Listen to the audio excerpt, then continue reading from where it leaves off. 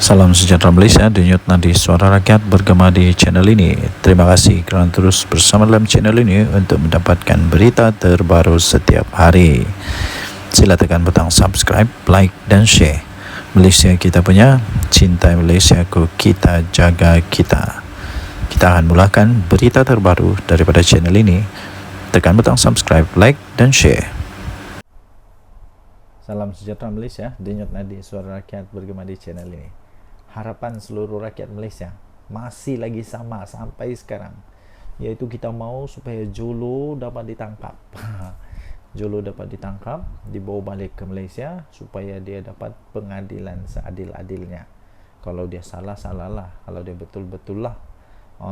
Jadi saya harap dengan lebih kurang 30 juta rakyat Malaysia ini, kita berharap semoga Jolo dapat ditangkap, dapat dibawa balik. Walaupun sudah lama usaha, tapi saya percaya polis Diraja Malaysia masih lagi berusaha untuk mencari di mana Jo Jambul Jolo ni lah. Sekarang ada berita terbaru untuk Jolo, tahu? Saya ingin kongsikan, Jolo diarahkan lucut hak berlian sempurna.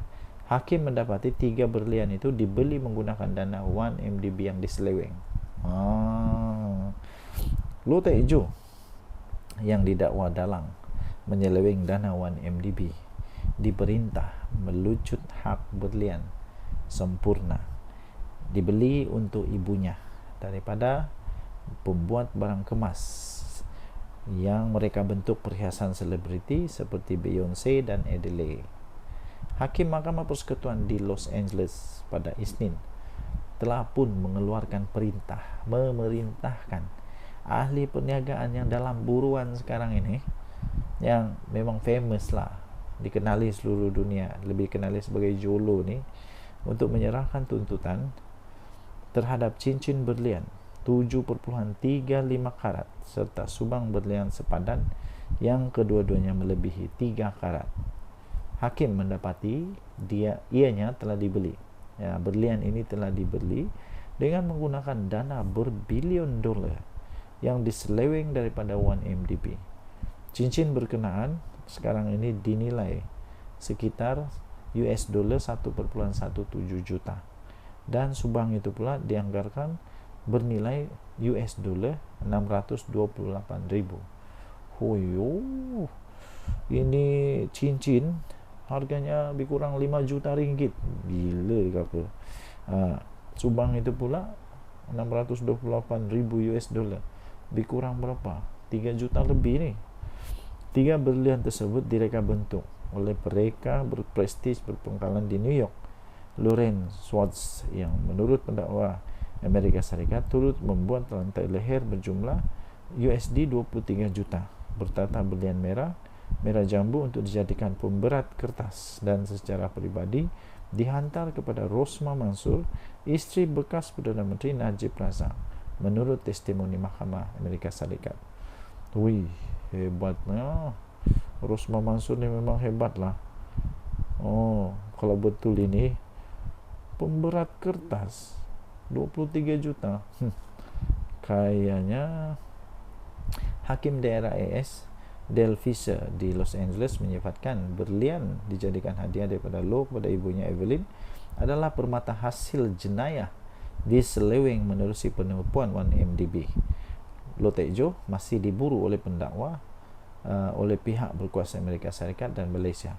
Pada Jun, Lo Tejo mencapai persetujuan dengan Jabatan Keadilan Amerika Serikat untuk mengembalikan aset lebih 100 juta US dollar didakwa diperolehi dengan menggunakan dana 1MDB. Dia dituduh bersama bekas pegawai perbankan kumpulan Goldman Sachs yang disabitkan pada perbicaraan di New York pada 2022. Dalam kes yang berkaitan, bekas peguam 1MDB Jasmine Low diarahkan pada Isnin melucut hak lakaran pensel lukisan Pablo Picasso berjudul Trois Femmes Nues et Buste di Home yang dibeli sekitar 1.4 juta US dollar. Jasmine Low yang didakwa oleh pihak berkuasa Malaysia dan memberikan keterangan terhadap Najib tahun ini juga bersetuju menyerahkan US dollar 25,000 dalam akaun bank Swiss menurut arahan ditandatangani pada Isnin oleh Visa. Daripada FMT, Anda boleh layari ini di FMT. Ini Jolo di arah lucut hak berlian sempurna 23 Julai. Denyut nadi suara rakyat bergema di channel ini. Jangan lupa tekan butang subscribe, like dan share. Malaysia kita punya, cinta Malaysia, kita jaga kita. Bye bye. Salam sejahtera Malaysia. Wow, betulkah anak Najib Razak bekerja sama dengan pemimpin Perikatan Nasional, bekerjasama dengan Perikatan Nasional untuk gulingkan Kerajaan Pahang? Wow, ini memang dahsyat, mengejutkan seluruh planet. Anak bosku Najib Razak yang sekarang ini sudah dipenjara, dan dengar-dengar kata anak bosku pun ini pun banyak juga masalah dia sekarang. Antara masalah dia, kalau anda masih ingat tentang LHDN, anak bosku betulkah jumpa PN untuk gulingkan Kerajaan Pahang? Apa dia boleh dapat? Kecuali lah tiba-tiba dia jadi ketua Menteri Besar Pahang. Tapi ini pengakuan daripada anak bosku ini. Ini cerita sebenar dia. Anak bosku menafikan, ya, ingat, dengar baik-baik, anak bosku menafikan jumpa Perikatan Nasional guling Kerajaan Pahang. Tak ada. Nizar Najib berkata beliau tidak akan berkomplot atau untuk mengkhianati UMNO yang diperjuangkan oleh keluarganya, termasuk oleh ayahnya sendiri, Najib Razak. Nizar Najib menafikan penularan hantaran di media sosial yang mengaitkannya dengan dakwaan kegoyahan Kerajaan Pahang. Adun Pramoh, yaitu Nizar Najib, menafikan beliau berjumpa dengan pemimpin pembangkang untuk menggulingkan pentadbiran Pahang yang sekarang ini diterajui oleh Wan Rosdi Wan Ismail. Anak kepada bekas Perdana Menteri Najib Razak itu berkata mustahil untuk beliau berkomplot dan mengkhianati UMNO yang telah diperjuangkan oleh keluarganya bersama-sama sejak ahli UMNO bersama-sama dengan ahli UMNO sejak ia ditubuhkan pada tahun 1946. Menurut kenyataan beliau, pertemuan dongeng ini tidak pernah berlaku sama sekali. Ayahanda Datuk Seri Najib selalu berpesan, walau bagaimana susah pun keadaan kita, agar setia kepada parti, kata Nizar yang juga ex-Kupahang dalam kenyataan. Terdahulu tular satu hantaran di media sosial kononnya mengatakan Kerajaan Pahang sekarang ini sedang goyah dan akan membentuk pentadbiran yang baru. Hantaran itu pula tiba-tiba mengaitkan anak bosku Najib Razak yang dilaporkan mengadakan pertemuan dengan pemimpin Perikatan Nasional. Nizar yang memegang portfolio pelaburan, perindustrian, sains, teknologi, inovasi dan alam sekitar Pahang berkata beliau menghormati kepimpinan Wan Rosdi dan tidak akan sesekali mengkhianati kepercayaan yang telah diberikan kepadanya. Beliau juga turut menegaskan bukan seorang katak politik. Beliau turut menegaskan beliau bukan seorang katak politik yang sanggup menggadaikan prinsip dan maruah serta menjualkan diri ke mana-mana pembida. Nanti ada dalam Perikatan Nasional tahu yang terasa. Siapa makan lada, dia terasa pedas. Mungkin ada dalam Perikatan Nasional sekarang ini yang jadi katak parti. Siapa dia? Pikir-pikirkanlah. Oleh itu cukup-cukuplah untuk sebarkan fitnah untuk keuntungan politik murahan, dia kata. Mesejnya jelas, kata beliau, saya kekal setia bersama UMNO dan Barisan Nasional serta Kerajaan Pahang yang ada sekarang, tegasnya dalam kenyataan itu. Jadi siapa yang kasih fitnah ini berhentilah. Aduh, berdosa tahu fitnah. Denyut nadi suara rakyat bergema di channel ini. Jangan lupa tekan butang subscribe, like dan share. Kita jumpa lagi. Bye bye. Wow, ada kabar berita angin terbaru yang cukup panas. Adakah Zahid Hamidi akan membawa UMNO keluar daripada Barisan Nasional, keluar daripada Kerajaan Perpaduan, itu sebenarnya, dan bekerja sama dengan PAS? Wah, ada orang kata Zahid Hamidi telah pun ditemui, dijumpai, telah pun kononnya ada PAS jumpa Zahid. Betulkah? Betulkah? Jawapannya ini, untuk kerjasama, PAS tak jumpa saya, kata Zahid Hamidi. Ini beritanya daripada FMT 23 Julai baru ni, lebih kurang pukul 6 petang tadi dikeluarkan. Presiden UMNO berkata tiada pemimpin PAS berjumpa dengannya berkenaan untuk membentuk satu kerjasama. UMNO, ingatlah apa yang sudah pernah terjadi bila Anda bekerja sama dengan PAS. Anda juga kata PAS ni main banyak kolam. Mau berulang lagi kah? Perkara tu? Dia muafakat nasional pun dia mau, PAS muafakat nasional pun dia mau, Perikatan Nasional pun dia mau, entah Pakatan Harapan pun dia mau juga bekerja sama. Tidak ingatkah UMNO pada itu? Kalau saya jadi presiden UMNO, PAS mau jumpa saya bekerja sama pun saya tidak maulah. Sudah tidak mau. Kenapa? Saya tidak mau pisang berbuah 18 kali. Presiden UMNO Zahid Hamidi memaklumkan tiada pemimpin PAS yang berjumpa dengannya berkenaan kononnya membentuk satu kerjasama. Mereka tak jumpa dengan saya, kata beliau. Katanya di sebalik dakwaan, kononnya berlaku beberapa pertemuan di antara pemimpin UMNO dan PAS yang membincangkan kerjasama menjelang PRU 16. Bincanglah, pergilah bincang. Sebelum ini media memetik Ketua Penerangan PAS, iaitu Ahmad Fadli Syari, tentang pertemuan tidak formal membabitkan pemimpin utama kedua-dua parti yang dilihat mempunyai harapan dalam menyatukan kembali undi Melayu. Kalau pemimpin utama ni 2 orang je, yang paling besar lah dalam UMNO. Takkan pula Tok Matasan pula jumpa PAS sembunyi-sembunyi. Takkan pula jadi begitu, tak adalah. Zahid menyifatkan pertemuan tersebut, jika ada pun, itu pendekatan dibuat secara peribadi dan bukan rasmi. Beliau ditemui selepas perasmian Pusat Fisioterapi dan Pemulihan Sukan Propen.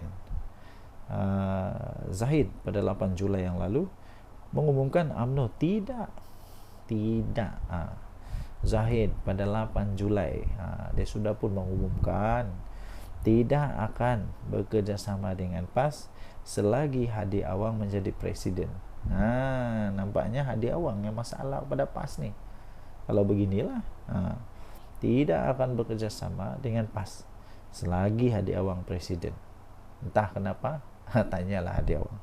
Terdahulu ahli Majlis Kerja Tertinggi UMNO, Puat Zarkarsy, berkata beliau percaya perjumpaan bual kosong itu mungkin melibatkan pemimpin yang digantung, pemimpin yang dipecat, atau masih ada keinginan balik ke mainstream UMNO. Jadi, tuan-tuan dan puan yang dihormati sekalian, kenyataan daripada Zahid Hamidi, selagi Hadi Awang jadi presiden PAS, janganlah bermimpi akan ada kerjasama. Tak ada kerjasama.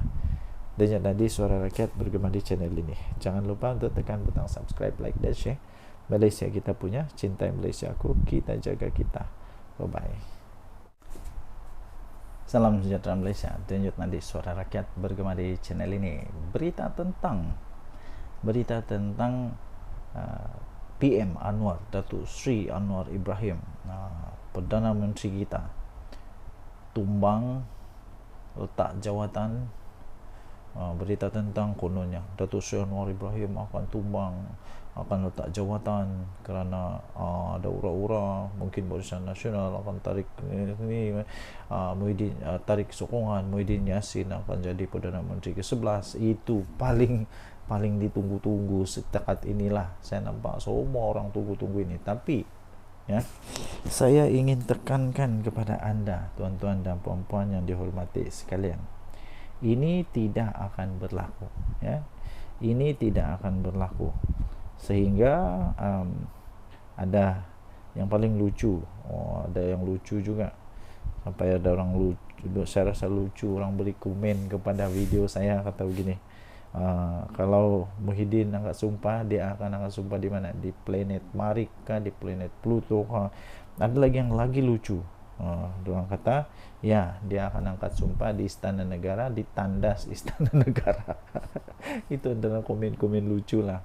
Oke, jadi saya dapat sahkan kepada Anda bahwa semua itu tidak akan berlaku lah, tidak akan berlaku. PM Anwar tidak akan tumbang untuk pada ketika ini, untuk ketika ini. Kalaupun UMNO, saya pun tidak tahu dari mana orang boleh belajar matematik salah nih. Saya pun matematik saya bukanlah cemerlang sangat, tapi saya pandai kira juga. Kalau sekarang jumlah yang ada beri sokongan kepada Perdana Menteri Datuk Seri Anwar Ibrahim itu, kalau tolak dengan Barisan Nasional keluar daripada kerajaan pun tidak tumbang juga, masih ada majoriti muda. Jadi tidak pasti dari mana diorang belajar nih, guru mana yang ajar, siapa yang ajar diorang ini, sehingga diorang pun percaya, kalau UMNO letak jawatan, keluar daripada kerajaan, ini akan tumbang. Mana mungkin berlaku. Ini soalan simple lah, matematik simple. Saya fikir ni matematik darjah 2 nih. Takkanlah orang yang terror sampai boleh bagi ISO 14001, tak boleh fikir itu. Yang paling lucu lagi, ada lagi yang lebih lucu. Konon-kononnya diberitahulah kepada mereka yang tidak pandai paham-paham ni, yang tidak pandai paham-paham ni, diberitahulah bahawa kalau kita menang di PRK ni, kita boleh ada harapan untuk tumbangkan kerajaan, tukar kerajaan Putrajaya. Ini lagi pelik. Saya tidak paham macam mana diorang boleh percaya dengan cakap-cakap orang begini. Kalau tidak pandai, cakaplah tidak pandai, janganlah memandai-mandai. Tidak mungkin akan ada perubahan. Ini tidak mungkin, macam mana pun tidak akan berlaku. Jadi tuan-tuan dan puan-puan, heran jugalah. Kalau anda pun heran, kalau anda heran juga sama seperti saya heran, mungkin anda boleh tinggalkan komen. Saya pun heran. Saya pun heran, ya. Saya betul-betul heran. Okey. So kita jumpalah. Kita tunggulah apa yang berlaku. Dengan Nadi Suara Rakyat bergema di channel ini. Jangan lupa tekan butang subscribe, like dan share. Malaysia kita punya, cinta Malaysia aku, kita jaga kita. Bye. Salam sejahtera Malaysia. Nampaknya Sanusi makin banyak kes dia di mahkamah ni. Makin banyak kes mahkamah Sanusi. Memang hebat lah, Sanusi ni memang hebat. Kalau dalam bab ini memang dia hebat betul. Banyak dia punya kes mahkamah, dan kebanyakan kes mahkamah dia ini melibatkan apa? Melibatkan mulut dia yang celupar itu. Terbaru untuk kes hasutan perbicaraan Sanusi. Yang ini adalah dia telah dituduh membuat hasutan tentang apa? Mari kita tengok dulu.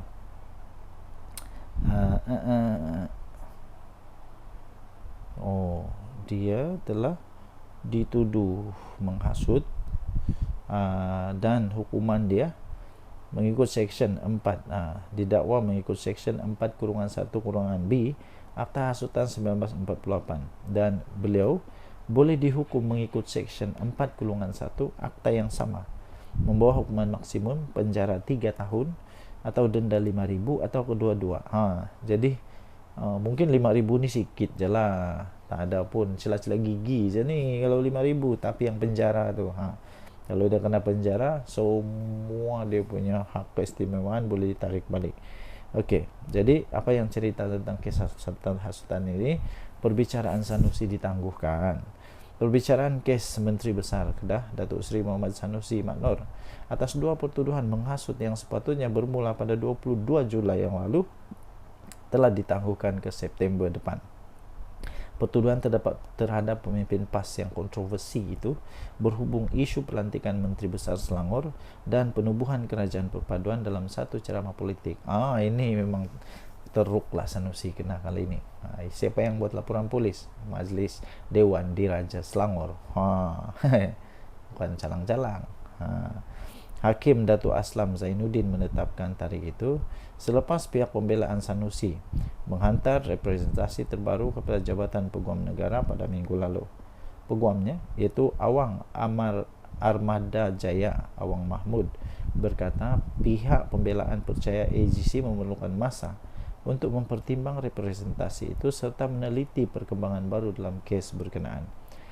Jika mahkamah bersetuju, saya mencadangkan penangguhan selama 2 bulan untuk pihak-pihak mendapatkan maklumat penuh dan mempertimbang representasi ini, kata kenyataan itu. Tambahnya lagi, saya mohon ditetapkan tarikh untuk pengurusan kes dalam masa 2 bulan, katanya lapor BH.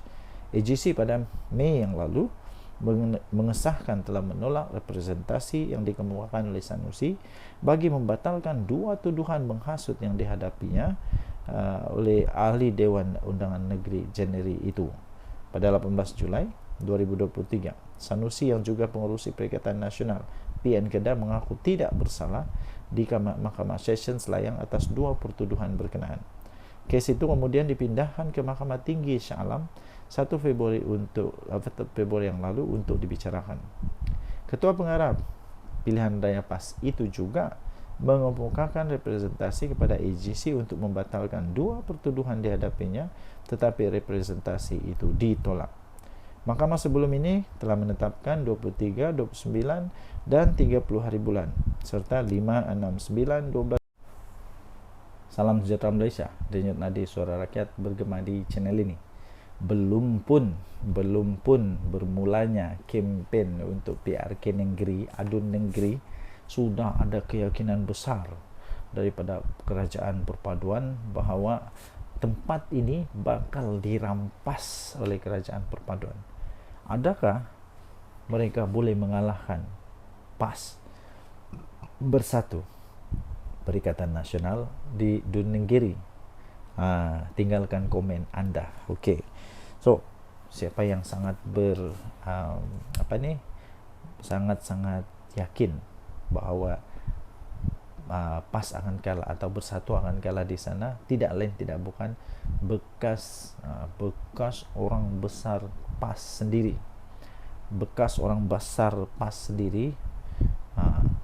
yang memang sudah tahu selok belok PAS macam mana, yang sudah tahu permainan politik PAS macam mana. Akhirnya dia kata yakin kerusi Dun Negeri milik perpaduan. Ini dari harapandaily.com juga bertarikh 22 Julai. Amanah yakin kerusi Dun Negeri milik perpaduan. Presiden Amanah Datuk Seri Muhammad Sabu optimis kerusi Dewan Undangan Negeri Dun Negeri mampu ditawan oleh kerajaan perpaduan. Saya tidak kisahlah siapa yang menang sebenarnya, tapi saya suka kalau kerajaan perpaduan menang. Kenapa? Supaya nanti ada cukup bertambah pembangkang di Dewan Undangan Negeri di mana tempat negeri ini, di Kelantan kalau tidak silap. Kenapa? Supaya adalah semakin bagus, semakin padulah semak dan imbang untuk kerajaan Kelantan. Tiada yang bangkang, tiada yang sokong, nanti semua sokong saja. Jadi katanya Pakatan Harapan melancarkan jentera seawal mungkin bertujuan untuk membolehkan gerak kerja disusun dengan kemas dan mantap. Dia kata supaya apabila masuk tempoh berkempen nanti, kita dapat bergerak seiring dengan parti-parti komponen dalam kerajaan perpaduan bagi memastikan kemenangan. Jentera pilihan raya PH Kelantan telah pun dilancarkan dan saya yakin dengan gerak kerja Barisan Nasional, kerusi negeri ini mampu dimenangi semula, dia kata. Saya ucapkan syabas dan tahniah kepada seluruh jentera pilihan raya PH Kelantan atas kesiapsiagaan ini, katanya. Suruhanjaya Pilihan Raya SPR telah menetapkan hari penamaan calon dan pengundian awal PRK negeri masing-masing pada 3 Ogos dan 13 Ogos. Jadi manakala 17 Ogos sebagai hari mengundi, kerusi Dun Negeri menjadi kosong selepas Speaker Dewan Undangan Negeri Kelantan Datuk Muhammad Amar Nik Abdullah telah mengumumkan kekosongan selepas adun, iaitu Muhammad Azizi Abu Naim digugurkan keahliannya oleh Bersatu pada 13 Jun yang lalu. Pada 18 Julai lalu, BN Kelantan mengumumkan Ketua Pemuda UMNO Negeri, iaitu Muhammad Azmawi Fikri Abdul Ghani sebagai calon PRK Dun Negeri. Kali ini Ketua Pemuda UMNO Negeri. UMNO lawan Bersatu kali ini. Tapi Bersatu entah aku pun tak tahu, tak faham juga kenapa Bersatu tak berani pakai lambang sendiri, kenapa Bersatu tak berani pakai lambang Perikatan Nasional, tapi pun mau pinjam juga lambang PAS. Takut kalah. Takkanlah takut kalah, kan Bersatu kuat. Buktikanlah tanpa terlalu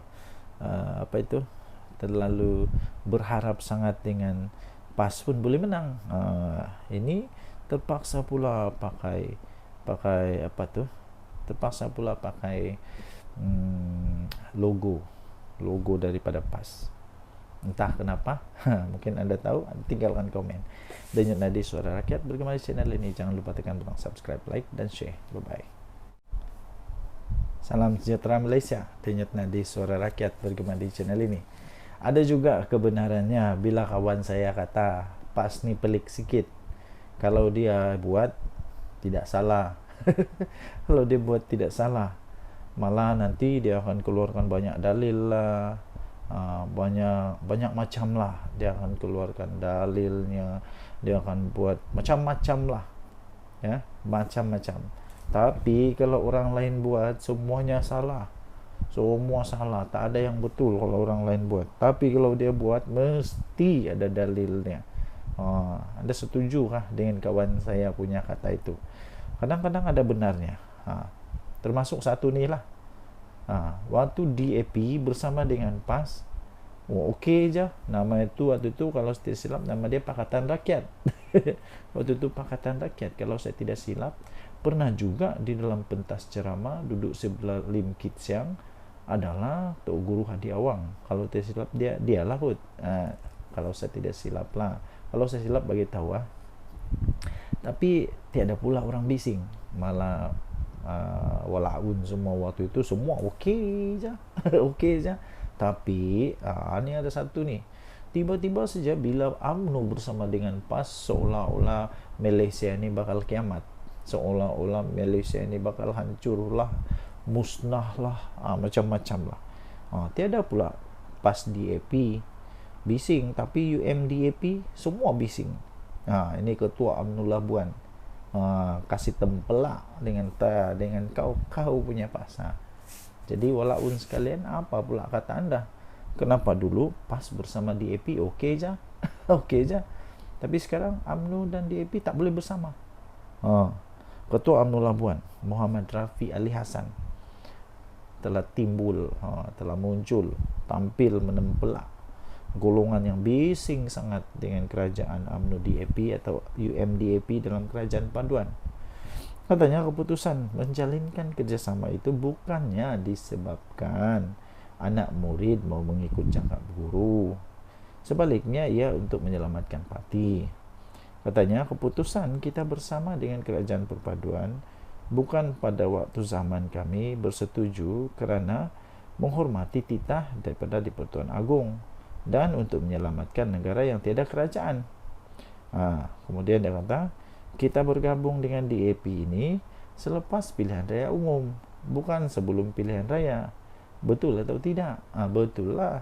Mana ada UMNO jadi geng kepada Pakatan Harapan, terutamanya DAP dalam pilihan raya, tidak.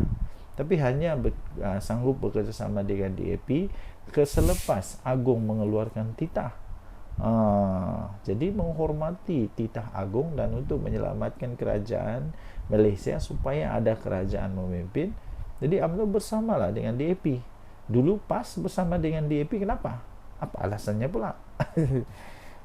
Tapi waktu PAS dan DAP bersama dengan DAP, adakah orang bising? Adakah pemuda UMNO bising soal beliau dalam satu video di TikTok UMNO Labuan? Muhammad Rafi turut mengimbas kembali tentang PAS dan DAP yang pernah duduk serumah. Duduk serumah satu ketika dulu. Itu bila? Tahun 2004. Mungkin sudah lupa, mungkin Tok Guru Adi Awang sudah lupa, kesian dia. Mungkin juga Walaun pun sudah lupa, mungkin juga Walam Tit pun sudah lupa, mungkin juga orang-orang PAS ni cepat lupa. 2004 sudah lama. Tahun 2004, 2008 PAS duduk satu rumah dengan DAP. Tidur satu bantal, susun strategi mau kalahkan UMNO Barisan Nasional. Ada orang bising, ada keluar perkataan PAS DAP, tak ada. 2018 bersedap waktu bersatu dengan PAS, ada orang bising. UMDAP semua orang bising. Yang paling bising kita pula adalah UMNO yang paling bising daripada yang di luar. Yang paling bising kita pula dalam UMNO yang paling bising daripada orang di luar. Tempelak beliau lagi. Jadi tuan-tuan dan puan-puan yang dihormati sekalian, itulah yang terjadi. Sila tinggalkan komen. Untuk mendapatkan berita atau cerita lengkap tentang ini, anda boleh masuk di dalam harapandaily.com.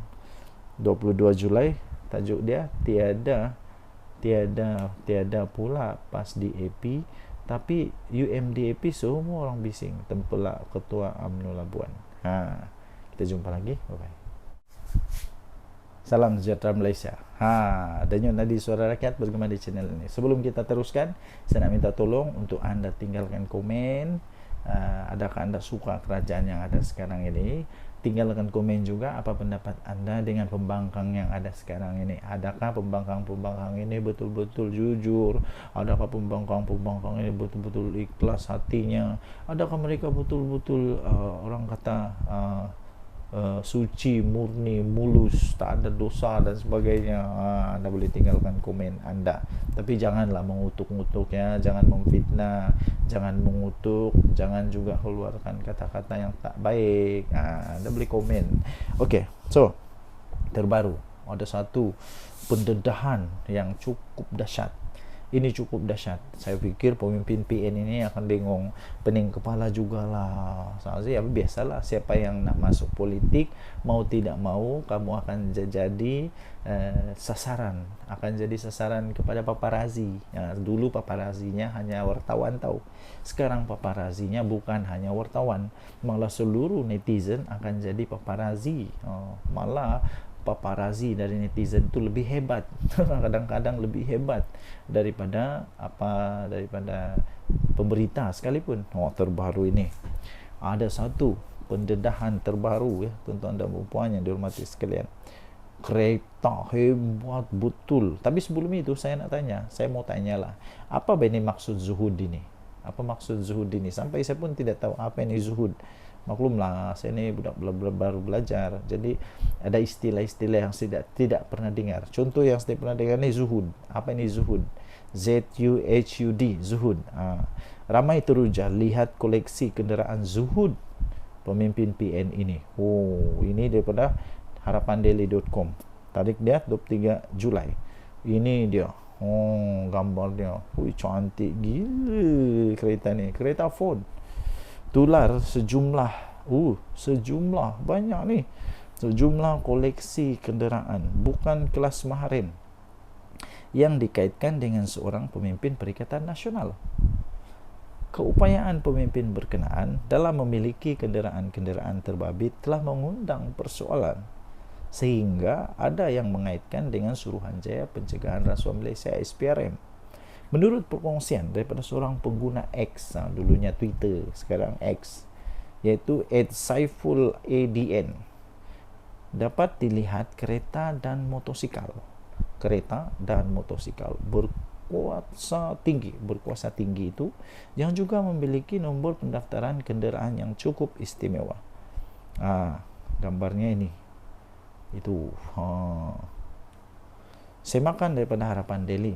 mendapati bagi model motosikal otomatik AT di bawah siri Honda XADV yang terpampang di media sosial itu, harganya itu bermula daripada Rp63.299.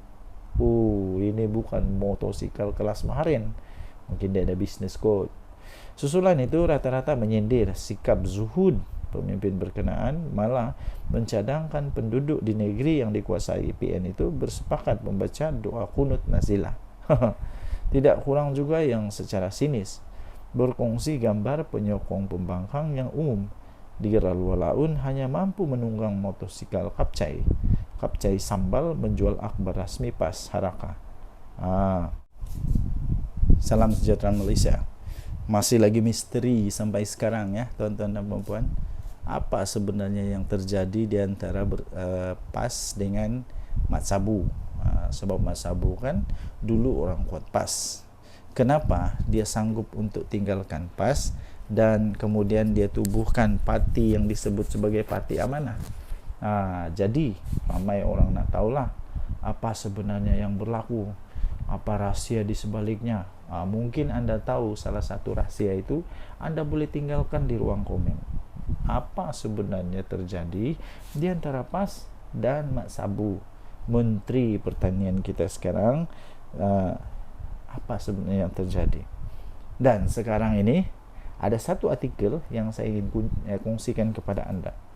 Tajuknya, Tinggalkan PAS dan Mewujudkan Amanah, Langkah Bijak Mat Sabu, 23 Julai 2024 oleh Akmal Manaf. Seorang tiktokers yang dikenali sebagai Abang Botak menyifatkan tindakan Presiden Amanah Datuk Seri Muhammad Sabu meninggalkan PAS pada satu ketika dahulu sebagai keputusan yang tepat lagi bijaksana. Ini kerana katanya pencapaian demi pencapaian yang telah ditunjukkan oleh Muhammad atau lebih dikenali sebagai Abang Mat dalam mengemudi kementeriannya, yaitu Kementerian Pertanian dan Keterjaminan Makanan KPKM. Kata TikTok itu memang berbaloi guys. Satu keputusan besar yang diambil oleh Abang Mat satu ketika dulu untuk meninggalkan Parti PAS dan mewujudkan Parti Amanah adalah keputusan yang amat bijak dan tepat sekali. Adakah anda setuju dengan kalimat itu? Jika anda setuju, anda tinggalkan komen. Bagus juga lah. Abang Mat yang menjadi Menteri Pertanian dan Keterjaminan Makanan pada hari ini telah pun menampakkan hasil yang cukup baik dan memberi manfaat kepada seluruh rakyat Malaysia ketika kita memerlukan seorang pemimpin yang telus dan bekerja kuat. Jadi harap-harap lepas ni Mat Sabu dapatlah ISO 14001 ya. Bukan setakat orang Semenanjung saja mendapat manfaat daripada inisiatif KPKM ini, malahan rakyat Sabah turut mendapat limpahan dan merasa manfaat tersebut. Puji lelaki itu kepada Muhammad. Betul tak betul? Saya rasa betul. Orang Sabah, saya pun sendiri nampak bagaimana orang-orang petani-petani di Sabah mendapat manfaat daripada inisiatif-inisiatif kementerian daripada Mat Sabu. Memang terbaik. Malah dalam video yang sama, lelaki itu juga turut menyebut tentang gerak kerja daripada Muhammad yang juga adalah ahli parlimen dari Kota Raja itu.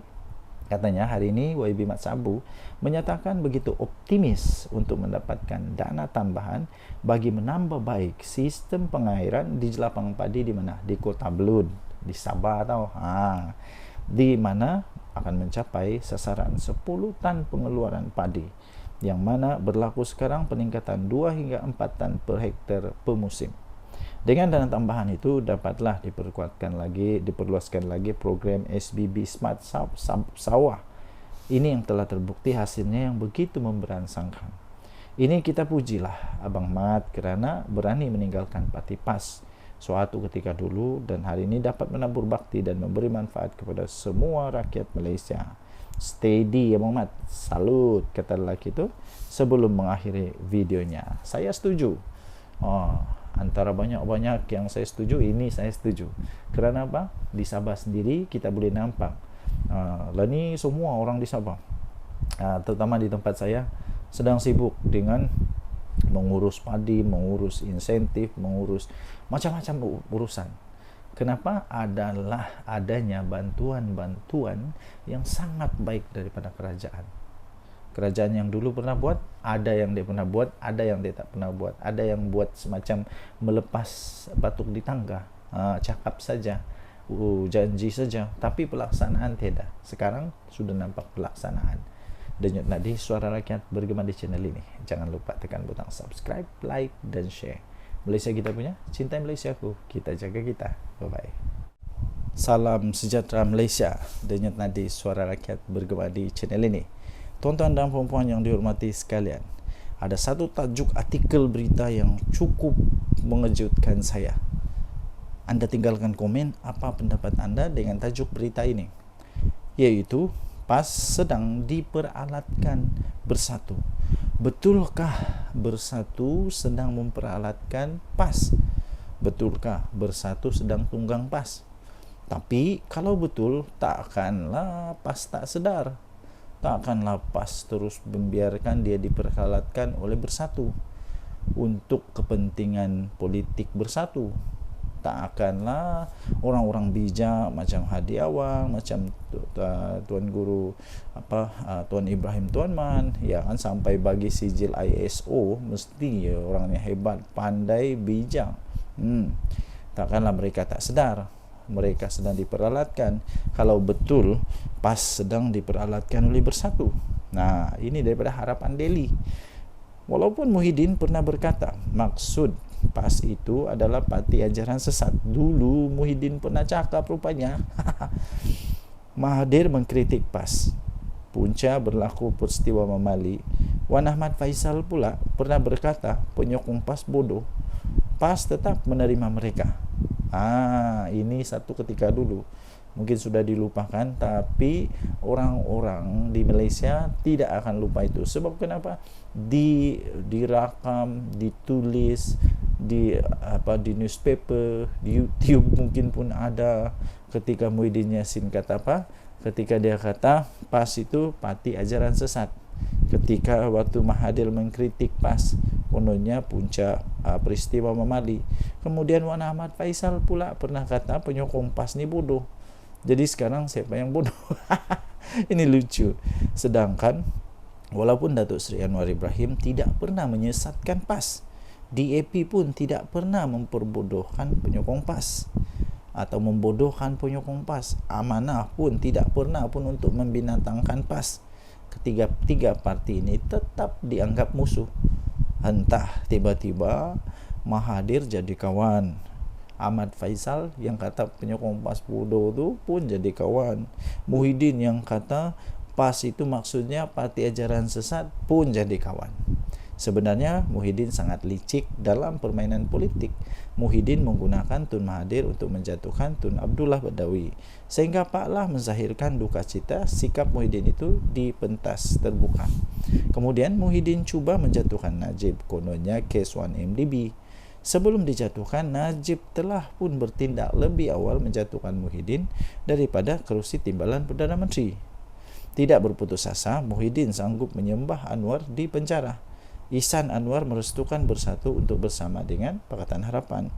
Selepas PH berjaya memenangi PRU14, Muhyiddin mengkhianati Mahathir dan Anwar. Akhirnya dia menjadi Perdana Menteri. Sebenarnya bersatu tidak pun mampu untuk memenangi satu pun kerusi tanpa PAS. Jika tidak percaya, cubalah PAS ambil sikap lepas tangan untuk PRK yang kiri. Bersatu akan kena TKO, confirm plus guarantee. Ketika Muhyiddin menjadi Perdana Menteri, dia tidak lantik timbalan Perdana Menteri dari PAS. Malah Muhyiddin tidak pun mempercayai ulama PAS untuk memegang portfolio Menteri Agama. Mungkin Muhyiddin masih yakin kenyataannya bahawa PAS ini bermakna parti ajaran sesat. Tapi bila dah jadi kerajaan, bersatu pula yang banyak bolot jawatan penting dalam kabinet. Manakala PAS hanya diberi jawatan berportfolio rendah dan jawatan pengerusi GLC saja. Bahkan semasa Muhyiddin Yassin jadi Perdana Menteri pun, dia lantik Ismail Sabri dari UMNO sebagai TPM. Sedangkan UMNO bukannya sebagian daripada Perikatan Nasional. Mengapa tidak dilantik calon daripada PAS? Dan berbagai skandal mahkamah memimpin pemimpin-pemimpin daripada Bersatu, dari presiden hingga naib presiden mereka yang melibatkan anak dan menantu, dilihat PAS menjadi tukang cuci dosa-dosa tersebut. Saya tertarik dengan ulasan veteran daripada UMNO, Mustafa Yaakob, yang Bersatu, yang menyifatkan Bersatu ini tidak mampu bertanding atas kekuatan sendiri, tetapi terpaksa menumpang kekuatan sekutunya, yaitu PAS.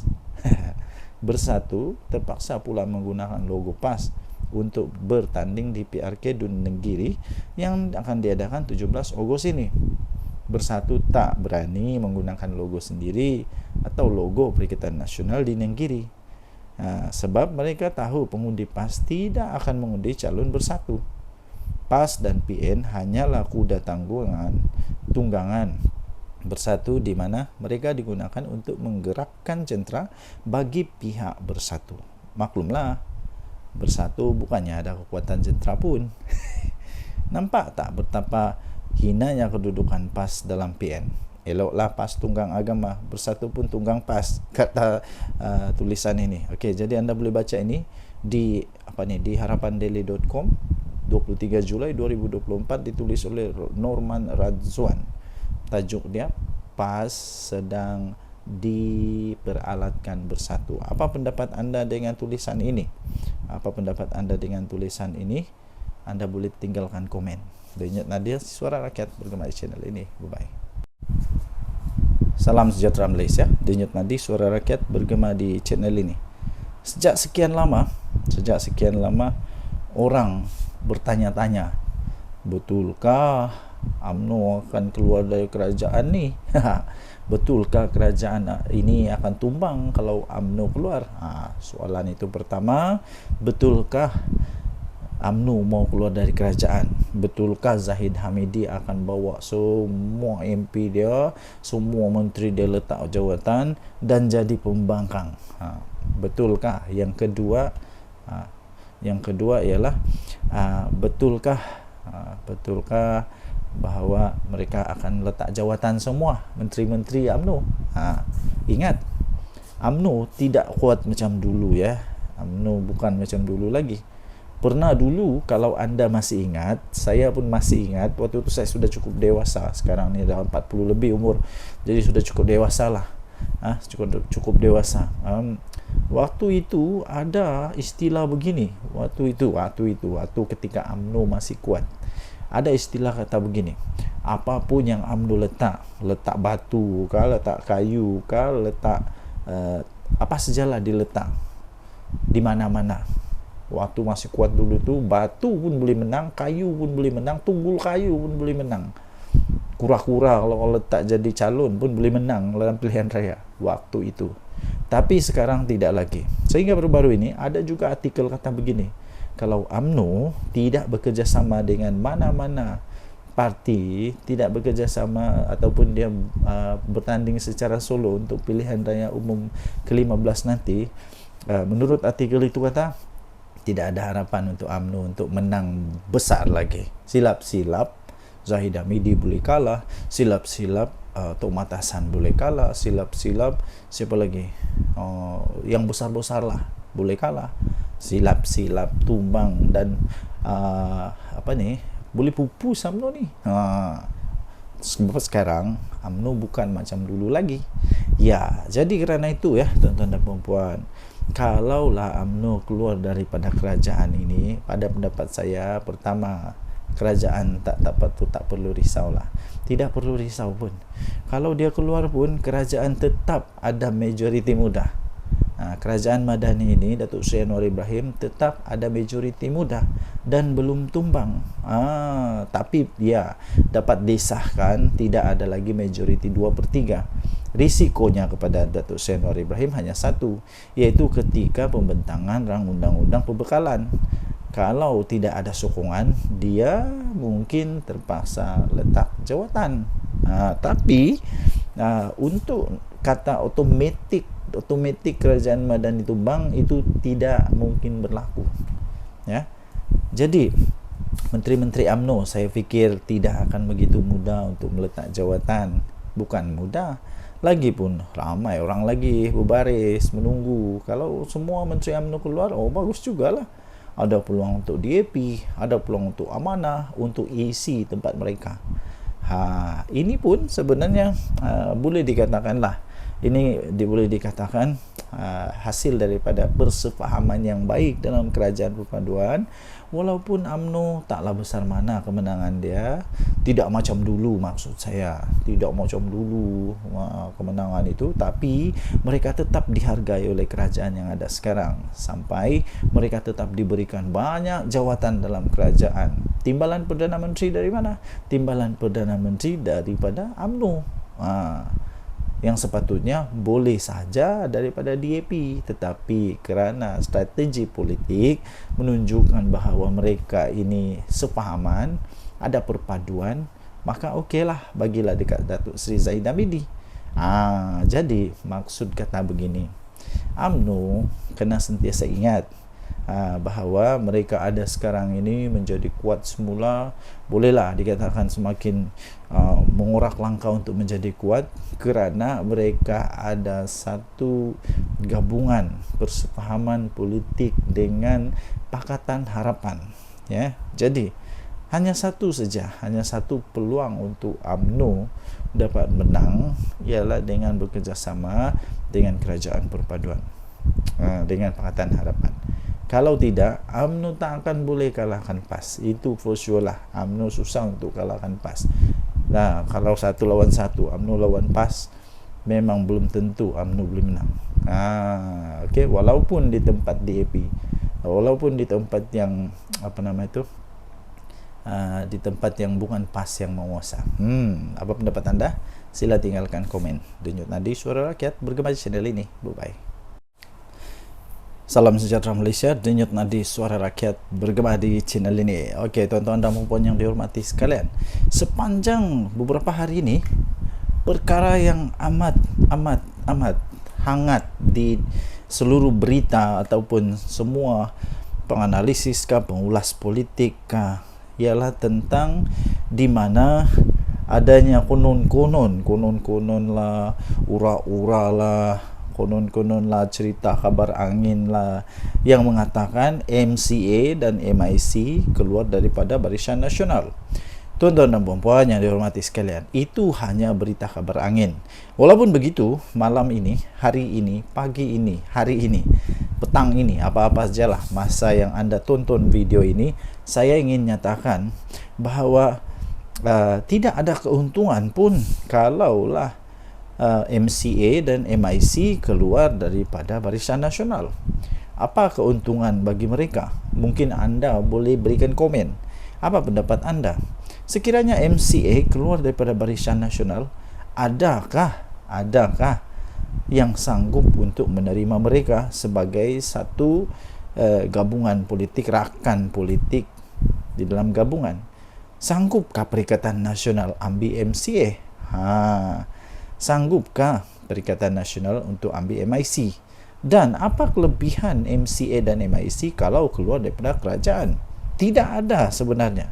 Jadi tidak ada apa-apa gunanya untuk Barisan Nasional, kerugiankah, keuntungankah kalau MCA dan MIC keluar daripada Barisan Nasional? Kerugian tidak pada UMNO, tidak juga kepada kerajaan ini, kerana MIC dan MCA mereka hanya ada berapa kerusi dalam parlimen, tidak pun sampai 5 kerusi dalam parlimen, hanya berapa saja MIC berapa kerusi dalam parlimen. Tidak akan menggugat apa-apa, tidak akan menjadikan kerajaan yang sekarang ada ini tumbang, apalagi kalau tukar kerajaan, tidak mungkin akan berlaku. Walaupun sebenarnya secara faktanya pun, andai kata Barisan Nasional semua keluar daripada kerajaan pun, kerajaan Madani ini tidak akan tumbang pun, tetap akan kekal menjadi kerajaan sekurang-kurangnya sampai pada PRU 16 nanti. Tuan-tuan dan puan yang dihormati sekalian, jika begitu, apa sebenarnya sebab untuk Barisan Nasional kehilangan MCA dan MIC. Tidak ada apa-apa sebab pun. Lainlah kalau kita cakap tentang UMNO, mungkin mereka kecewa tentang Najib Razak, mungkin mereka kecewa tentang banyak perkara-perkara yang mungkin saja. Tapi untuk MIC dan MCA tidak ada apa-apa isu pun yang mereka boleh timbulkan. Mereka malah perlu bersyukur, berterima kasih kepada kerajaan ini, kerana walaupun jumlah mereka yang sedikit macam tu pun, tapi tetap dianggap amat penting oleh kerajaan Madani ini. Jadi tuan-tuan dan puan yang dihormati sekalian, pada pendapat saya, pada pendapat ini pendapat saja ya, semua orang ada pendapat masing-masing. Anda boleh bantah, Anda boleh bangkang pendapat yang saya utarakan ini, terpulang kepada Anda. Sekiranya MIC dan MCA nak keluar, kalau pendapat saya, UMNO tak payah nak tergeh-geh pun, untuk pujuk MCA atau MIC ni. Biar pergi kat mereka lah. Mereka nak pergi bergabung dengan PAS kah, nak bergabung dengan Bersatu kah, terpulanglah. Mau buat pergabungan baru. Kalau sekarang ini ada Perikatan Nasional, mungkin selepas ini ada Perikatan Paling Nasional. Tak kisahlah. Yang penting pada pendapat saya, kalau mereka nak keluar, biar pergi kat mereka. Mungkin mereka suka untuk jadi pembangkang, dipersilakan. Tapi setakat ini semua itu hanya kabar angin. Dan kalau mereka keluar pun tiada apa-apa pun kerosakan kepada kerajaan ini. Jadi apa pendapat anda? Sila tinggalkan komen anda. Sekiranya MCA dan MIC mau keluar, apa pendapat anda? Betulkah mereka mau keluar? Mungkin anda ada sumber yang lain yang mengatakan mereka mau keluar. Tapi pada pendapat saya, tidak akanlah mereka keluar untuk setakat ini, kerana tidak ada apa-apa keuntungan pun.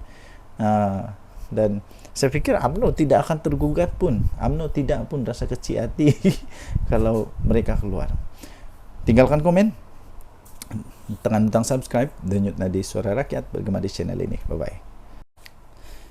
Salam sejahtera Malaysia, denyut nadi Suara Rakyat bergema di channel ini. Okey, tuan-tuan dan puan yang dihormati sekalian, sepanjang beberapa hari ini, perkara yang amat hangat di seluruh berita ataupun semua penganalisis pengulas politik ialah tentang di mana adanya konon-konon lah, ura-ura lah, konon lah, cerita kabar angin lah yang mengatakan MCA dan MIC keluar daripada Barisan Nasional.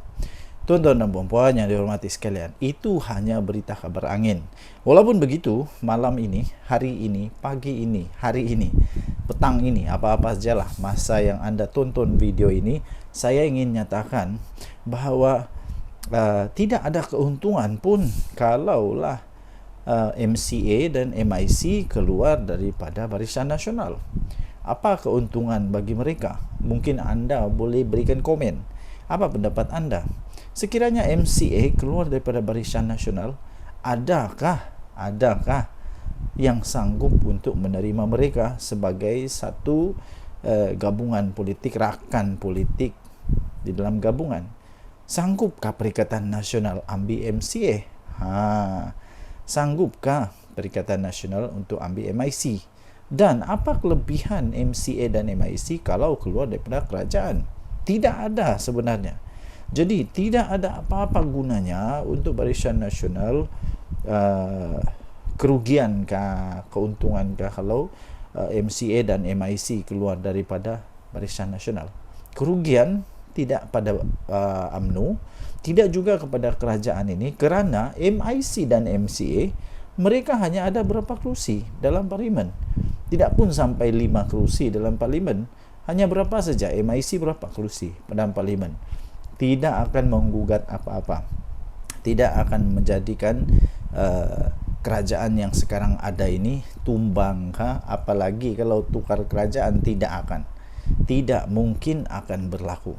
Walaupun sebenarnya secara faktanya pun, andai kata Barisan Nasional semua keluar daripada kerajaan pun, kerajaan Madani ini tidak akan tumbang pun, tetap akan kekal menjadi kerajaan. Sekurang-kurangnya sampai pada PRU 16 nanti. Tuan-tuan dan puan yang dihormati sekalian, jika begitu, apa sebenarnya sebab untuk Barisan Nasional kehilangan MCA dan MIC? Tidak ada apa-apa sebab pun. Lainlah kalau kita cakap tentang UMNO, mungkin mereka kecewa tentang Najib Razak, mungkin mereka kecewa tentang banyak perkara-perkara yang mungkin saja. Tapi untuk MIC dan MCA tidak ada apa-apa isu pun yang mereka boleh timbulkan. Mereka malah perlu bersyukur, berterima kasih kepada kerajaan ini, kerana walaupun jumlah mereka yang sedikit macam tu pun, tapi tetap dianggap amat penting oleh kerajaan Madani ini. Jadi tuan-tuan dan puan yang dihormati sekalian, pada pendapat saya, pada pendapat ini, pendapat saja ya, semua orang ada pendapat masing-masing. Anda boleh bantah, Anda boleh bangkang pendapat yang saya utarakan ini, terpulang kepada Anda. Sekiranya MIC dan MCA nak keluar, kada pendapat saya, UMNO tak payah nak tergeh-geh pun,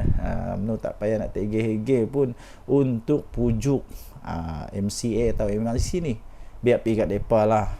Mereka nak pergi bergabung dengan PAS kah, nak bergabung dengan Bersatu kah, terpulanglah. Mau buat pergabungan baru. Kalau sekarang ini ada Perikatan Nasional, mungkin selepas ini ada Perikatan Paling Nasional. Tak kisahlah. Yang penting pada pendapat saya, kalau mereka nak keluar, biar pergi kat mereka. Mungkin mereka suka untuk jadi pembangkang, dipersilakan. Tapi setakat ini semua itu hanya kabar angin. Dan kalau mereka keluar pun tiada apa-apa pun kerosakan kepada kerajaan ini. Jadi apa pendapat anda? Sila tinggalkan komen anda. Sekiranya MCA dan MIC mau keluar, apa pendapat anda? Betulkah mereka mau keluar? Mungkin anda ada sumber yang lain yang mengatakan mereka mau keluar. Tapi pada pendapat saya, tidak akanlah mereka keluar untuk setakat ini, kerana tidak ada apa-apa keuntungan pun.